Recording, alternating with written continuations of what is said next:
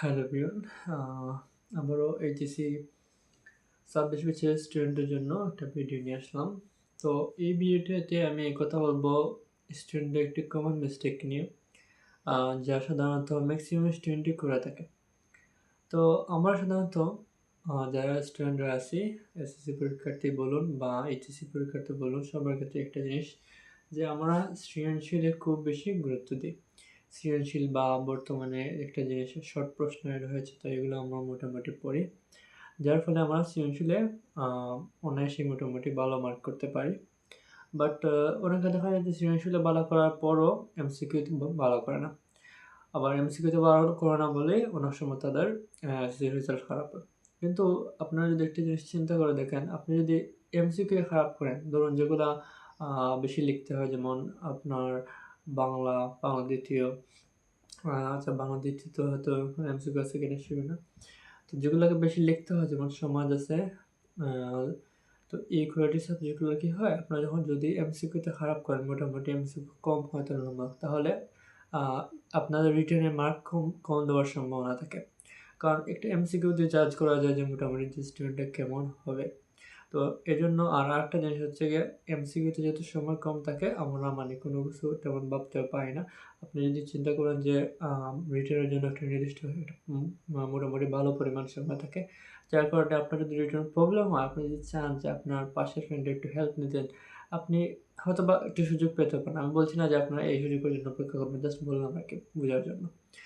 তো কিন্তু এমসিকিউ ক্ষেত্রে দেখা যায় যে আপনি মাত্র সময় একদম নির্ধারিত থাকে, বড়জোর ৩০ মিনিট যদি থাকে, তারপরে এমসিকিউ খাতাটা নিয়ে নেওয়া হয়। আর যেহেতু পরীক্ষার শুরুতে এমসিকিউ দাগানো হয়, সেহেতু প্রথমে গার্ডটা সবসময় করা থাকে। শেষে হয়তো একটু ডিল করতে পারে যে প্রথমে একদম গার্ড করা থাকে, আপনি চাইলেও কারো কাছ থেকে হেল্প নেওয়ার কথা চিন্তা করতে পারবেন না। আর এত কম সময়ের মধ্যে মানে আপনার যদি এমসিকিউ খুব ভালো প্র্যাকটিস না থাকে, আপনি এমসিকিউগুলো প্রপারলি আনসার করতে পারবেন না। যেমন ম্যাথের ক্ষেত্রেই ধরা যাক, তো ম্যাথের এখানে আপনি যদি সৃজনশীল খুব ভালোভাবে করা থাকে, তারপরে যদি এমসিকিউ প্র্যাকটিস না থাকে, তাহলে আপনি অবশ্যই 30 মিনিটের মধ্যে এই সবগুলো এমসিকিউ কভার করতে হিমশিম হয়ে যাবেন। কিন্তু আপনার যদি প্র্যাকটিস করা, তাহলে আপনি একটা জিনিস বুঝতে পেরেছেন যে আপনার সৃজনশীল যে প্রশ্নগুলো করি বা আমরা শর্টকাট বেসিক থেকে এমনি এমসিকিউগুলো চলে আসে।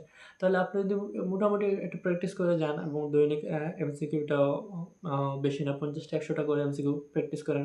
গণিতের কথা বলছি। কারণ গণিত তো মানে আমরা একসাথে অনেকগুলো এমসিকিউ করতে অনেক হয়তো বিরক্ত লাগে যে এতটা এমসিকিউ কীভাবে করবো। আপনার যদি বেসিক ভালো থাকে, আপনি খুব দ্রুতই করতে পারবেন। কিন্তু প্রথমত যদি স্লো হয়, তারপরে মোটামুটি আপনি প্র্যাকটিস করবেন। আর এমসিকিউগুলো প্রতিটা সাবজেক্টে কেমন হবে, আমি সায়েন্সের সাবজেক্টগুলোর কথা বলি। সাধারণত ফিজিক্স এবং হায়ার ম্যাথ আপনার অবশ্যই বেসিক স্ট্রং থাকতে হবে, এবং সৃজনশীল কগুলো যদি আপনি ভালোভাবে পারেন তাহলে হবে। এবং এমসিকিউ নিয়মিত প্র্যাকটিস করবেন। যদি উত্তর দেওয়া থেকে, সাধারণত রুরাল গাইডে খুব ভালোভাবে উত্তর দেওয়া থাকে, আর অন্যান্য গাইডের অবস্থা জানি না, তাহলে আপনি খুব ভালোভাবে এগুলো অ্যান্সার করতে পারবেন। এবং নিজে নিজে টেস্ট দিবেন। চেষ্টা করবেন যে 30 মিনিটের মধ্যেই আপনার নির্ধারিত যত সময় আছে আপনার, এই সময়ের মধ্যে যাতে এইগুলো আপনি আনসার করতে পারেন। এগুলো নিজে নিজে টেস্ট করবেন, এবং অবশ্যই চেষ্টা করবেন যে একটা ভালো স্ট্যান্ডার্ড পরিমাণ এমসিকিউ আপনার হতে, যেটা আপনার এ প্লাস ক্যারি করতে সাহায্য করবে। আর